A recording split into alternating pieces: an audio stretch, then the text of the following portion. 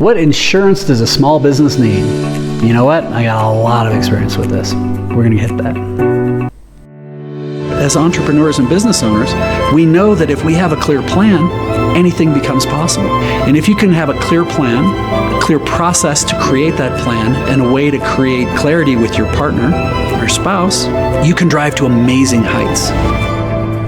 All right, so I started my first of 16 companies when I was 19. I have helped hundreds and hundreds across the country grow. And when it comes to insurance, man, there is a litany. Anybody who tells you exactly what you need or don't need, and if they're not an insurance agent, I would be skeptical. So I do, however, consider that an insurance agent, a quality small business insurance agent, should be part of your team of advisors. So when we talk about insurance and what insurance you need, well, let's step back and define what is the business you're doing and what is the exposure you have. So you're ideally going to go and see if you can find a great small business insurance agent. Now, the best way to do that would be ideally through a referral of one of three sources. The first source could potentially be somebody else who's already in a like type of business, and you can go to them and say, hey, and by the way, who do you use as insurance? Do you like them? Great, would you mind connecting me? Because that person's already going to have a better idea of what they need or what you need and don't need. Now, you can also ask for through a small business accountant, and we have multiple videos on this channel that talk about accountants and attorneys and bankers. You can use those people as a resource. The last and worst to worst is if you have to go through like Google, just check them out. But when you're doing it, make sure that you vet the insurance agent and say, hey, I'm looking at starting this business. What type of insurance do you cover? And how many clients like me do you have? How many small businesses in this space? And if they don't have any, and they sell car insurance, but they could help you, I would be very, very cautious of this. I want you to find somebody who's like, yeah, I've got 40 clients like this. I understand the space really, really well. Fantastic.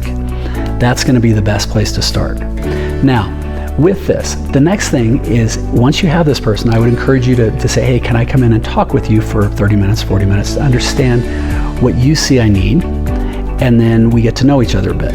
Part of this is you want to make sure that you share values with this person. You're on the same page. But also, what is the information you can be getting?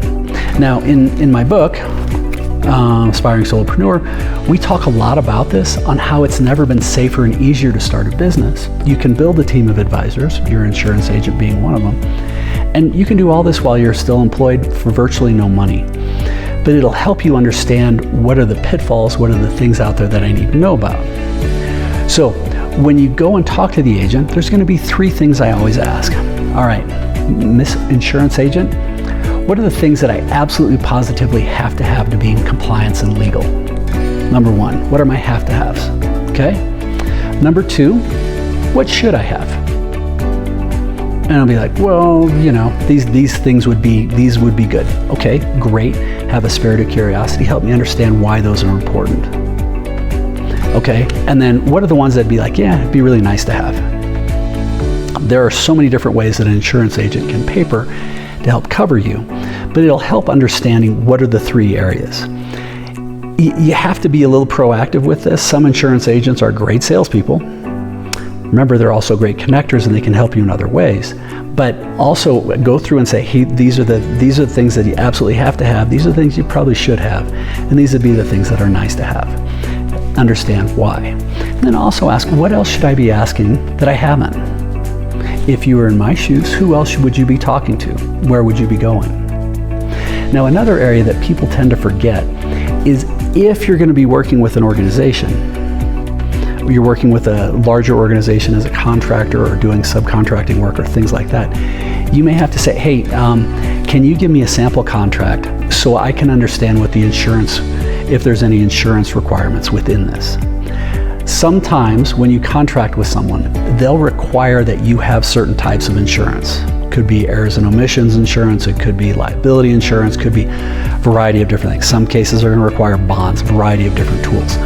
A quality insurance agent is going to be like, hey, let me see the contract.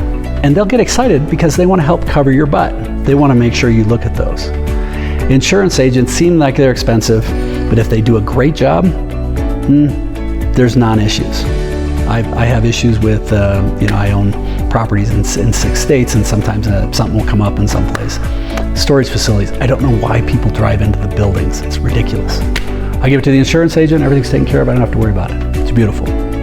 So with this, when it comes to finding those insurance agents, think about who is the person that's going to be on your side that'll help you to find those things.